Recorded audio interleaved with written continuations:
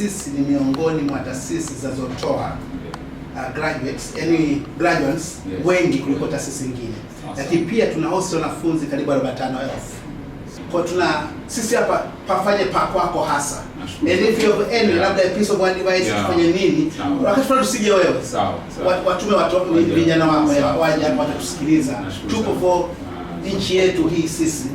Karibu sana. Nashukuru Profesa Angisi, nikushukuru sana pia kwa utayari wako. Na dhamira Mheshimiwa Rais ni tuengage vijana.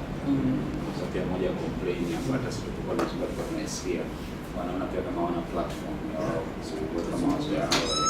Ukiangalia kuna ukweli fulani kwa sababu hatuna mfumo rasmi sana wa kufanya upangaji.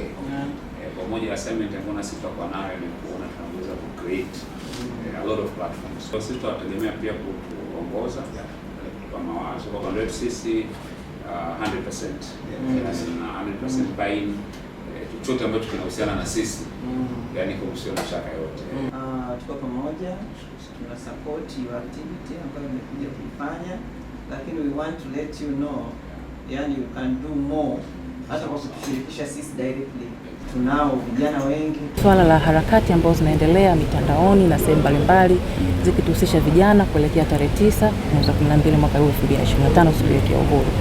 Tunaona kwamba vijana wamekuwa wakirubunika, wakiguswa sana na mambo mengi ambayo yanaendelea mitandaoni. Lakini vile vile tumeona athari ambazo zilijitokeza katika tukio kama hilo ambao tumepanga kulifanya tarehe 29 mwezi wa 10. Na binafsi sitamani kabisa hicho kitu kujitokeza kwa sababu mimi kama kijana niliona impact ya mambo ambayo yalitokea tarehe 29. Yapo mengi ambayo yanaweza kufanyika, lakini mimi naomba nigusie kitu kimoja tu, ni kasi ya utekelezaji wa haya maoni ambayo yanatolewa na vijana. Kukusanya maoni ni jambo moja, lakini kuyatekeleza ni jambo lingine. Kwa natamani mawazo haya ambayo yanatolewa na vijana yatekeleze kwa kasi kadiri ya uwezo wa serikali yetu. Kwa sababu naamini vijana mawazo yao, ushauri wao ambao wanaotoa kufanywa kazi, watakosa sababu ya kurudi barabarani tena. Nchi ni ya vijana. Yaani ukiona mpaka Mheshimiwa Rais anaunda wizara. Na hii kwa taarifa yako, hii ndio unaweza kusema wizara kubwa kwa idadi ya watu. Si ndio jamani? Ndio wizara kubwa kwa idadi ya watu. Yeye amezungumzia wale vijana milioni 34, lakini ukizungumzia watu chini ya miaka 35 Tanzania ni asilimia karibia 65. Sasa maana yake tunabeba kila mtu kwenye wizara. Kwa hiyo ndio wizara ambayo ina watu wengi hapa Tanzania.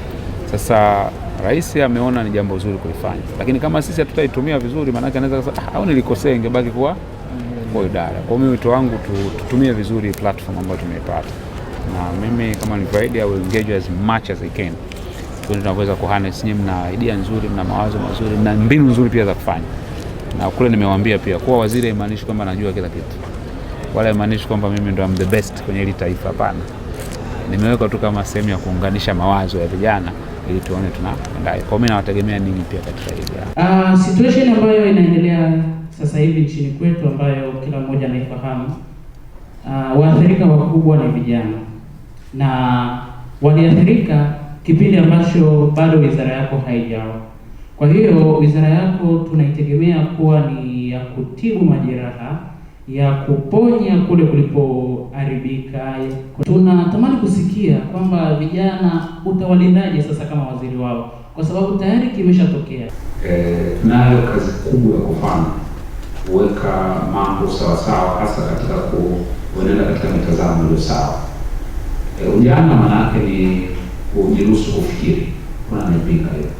Ni kujiruhusu kuona kwamba unaweza kufanya jambo au unajua jambo kuliko mwingine. Hata mimi nakumbuka wakati tuko kwa chuo, na vitu ambavyo tulikuwa tuna demand ambao sasa hivi wao wanajiuliza kitu kwa demand, lakini it was not realistic. Sasa hivi tunafanya reflection. Lakini wakati ule na demand ulikuwa unaendelea kitu. Mimi naamini kwamba vijana wa taifa hili ni nguzo muhimu kwenye kujenga sana. Hilo sina mashaka nao.